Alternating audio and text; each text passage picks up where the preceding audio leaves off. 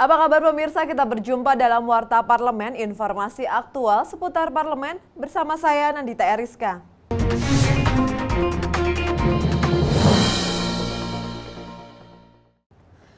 Untuk melihat dari dekat dampak perlambatan ekonomi global terhadap perkembangan industri nasional dan daya beli masyarakat, Ketua DPR RI Ade Komarudin melakukan kunjungan ke sejumlah pabrik yang berorientasi ekspor dan melakukan sidak ke sejumlah pasar tradisional. Ketua DPR RI Ade Komarudin didampingi anggota Komisi 4 DPR Ihsan Firdaus melakukan kunjungan lapangan ke pabrik furniture di kawasan industri Sentul, Jawa Barat. Turut mendampingi Ketua DPR dalam kunjungan ini Bupati Bogor Nur Hayati dan sejumlah pejabat daerah lainnya. Dalam keterangan persnya, Ade Komarudin mengatakan tujuan kunjungan kali ini adalah untuk memastikan dampak melambatnya ekonomi global terhadap perekonomian dalam negeri, khususnya yang ada di Kabupaten Bogor. Untuk itu, Ade Komarudin berjanji untuk segera menyelesaikan rancangan Undang-Undang Pengampunan Pajak atau Tax Amnesty agar dapat membantu mengatasi persoalan ekonomi nasional. Ketua DPR juga memantau harga 9 bahan pokok atau sembako ke Pasar Cibinong, Kabupaten Bogor. Selain itu, Ketua DPR juga melakukan dialog dengan kelompok tani Kabupaten Bogor yang digelar di ruang rapat Sekretariat Daerah Kabupaten Bogor. Sudah tahu DPR sekarang mempercepat pembahasan tax amnesty itu oleh karena keadaan melambatnya ekonomi dunia berdampak kepada ekonomi Indonesia. Nah, dampaknya itu adalah tentu termasuk anggaran APBN kita itu bisa terganggu bila kita tidak mampu menyelesaikan segera Undang-Undang Tax Amnesty. Anggota Komisi 4 DPR Ihsan Firdaus mengatakan maksud dari kunjungan lapangan ini diantaranya untuk melihat kondisi industri di Kabupaten Bogor, melakukan pengecekan harga sembako menjelang Lebaran, dan dialog kelompok tani di daerah ini. Tiga hal. Pertama, kita lihat kondisi industri yang ada di Bogor beserta dengan karyawan ataupun buruh. Yang kedua, kita bicara kondisi menjelang Lebaran, persediaan sembako, dan yang ketiga kita bicara tentang petani ya. Karena kita ingin melihat kondisi secara real di lapangan. Oki dan Ridwan, TVR Parlemen melaporkan. Usai melakukan proses uji kelayakan dan kepatutan, Komisi 3 DPR RI secara aklamasi menyetujui Komjen Tito Karnavian menjadi Kapolri yang baru menggantikan Jenderal Bardodin Haiti yang akan memasuki masa purna bakti. Komisi 3 DPR RI mendorong Kapolri baru dapat memperbaiki kinerja kepolisian.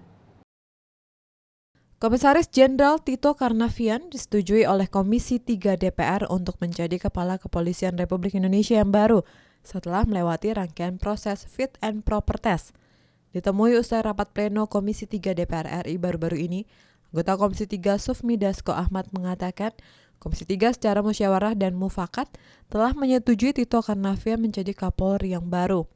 Sufmi menegaskan reformasi internal di tubuh kepolisian harus menjadi fokus utama yang dilakukan oleh Kapolri baru. Kami berharap bahwa Kapolri yang baru ini melakukan reformasi di tubuh Polri dengan sebaik-baiknya, dan kami harapkan Kapolri yang baru ini dalam penegakan hukum serta pemberantasan korupsi dan narkoba juga bisa bekerja secara maksimal. Anggota Komisi 3 Andika Hazrumi mengatakan banyak permasalahan yang harus diperbaiki oleh Kepala Kepolisian Republik Indonesia yang baru, yaitu melakukan perbaikan di dalam internal kepolisian, seperti memperkuat kekompakan internal kepolisian dan memperbaiki sistem pelayanan publik. Penguatan terkait dengan pelayanan Polri itu sendiri, di mana seperti reformasi di dalam tubuh Polri itu harus betul-betul diprioritaskan ke depan dalam kaitan pelayanan, dalam kaitan istilahnya segi positif bagi masyarakat seperti itu. Ketua Komisi 3 DPR RI Bambang Susatyo menyampaikan ada beberapa catatan dari Komisi 3 DPR yang harus dilakukan oleh Komjen Tito Karnavian dalam menjalani tugas menjadi Kapolri, yaitu mereformasi internal kepolisian, memfokuskan anggaran kepolisian untuk kesejahteraan anggota kepolisian, dan membenahi penegakan hukum di bidang reserse, karena masih banyak kriminalisasi yang terjadi, agar kinerja dan citra kepolisian ke depan dapat lebih baik lagi. Saudara Tito harus melakukan reformasi birokrasi yang ada di tubuh Polri, menyiasati minimnya anggaran bagi kesejahteraan anggotanya, karena kita tahu ada beberapa anggota yang terpaksa menjadi pemulung, tukang bakso, dan penarik ojek.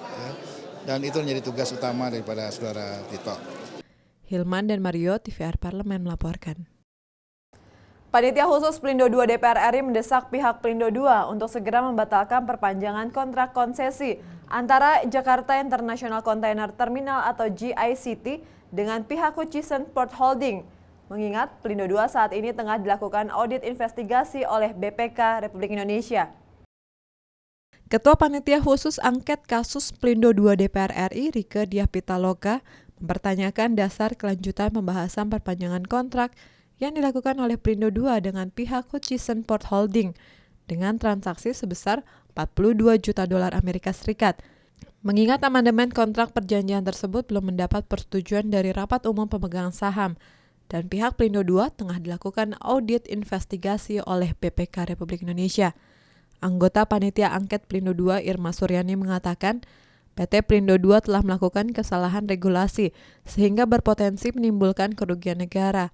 Menurut Irma, Pelindo II telah menabrak Undang-Undang Nomor 17 Tahun 2008 tentang penyelenggaraan pelabuhan, di mana ada pemisahan antara regulator dan operator, sehingga walaupun Pelindo II memiliki hak untuk kerjasama dengan pihak manapun dalam melakukan kegiatan usaha di area konsensi, namun kerjasama tersebut harus tetap sesuai aturan perundangan, tanpa mengurangi tanggung jawab Pelindo II atas perjanjian konsesi. Ini kan karena regulasinya nggak dilakukan dengan baik. Nah, kita juga sudah ada beberapa yang sudah kita mintakan ya second opinionnya terkait masalah global bond ya, terkait masalah harga saham gitu ya. Iya, kita duduk bersama saja. Nah, saya menyarankan agar Pelindo II, Kementerian Perhubungan, kemudian BPK duduk bersama. Nah, kemudian hasilnya itu juga disampaikan juga harus duduk bersama juga dengan Pansus gitu ya, agar ini semua bisa cepat selesai. Irma Suryani juga menyortir penyalahgunaan kekuasaan yang dilakukan oleh Direktur Pelindo II. Menurut Irma, Direktur seharusnya fokus untuk melakukan perencanaan strategis perusahaan dan tidak menyalahgunakan kewenangannya untuk melakukan pemecatan terhadap sejumlah pegawai anak perusahaannya. Nggak usah lah ya, Direktur Pelindo II itu ikut cawe-cawe ke anak perusahaan, kan nggak pada tempatnya. Mereka kan punya dapur sendiri, punya manajemen sendiri. Gitu, nggak usah campur tangan, dia nggak ada hak. Nanda dan Rangga, TVR Parlemen melaporkan. Demikian Warta Parlemen kali ini, sampai jumpa pada Warta Parlemen berikutnya. Terima kasih atas perhatian Anda, saya Nandita Eriska, wassalam.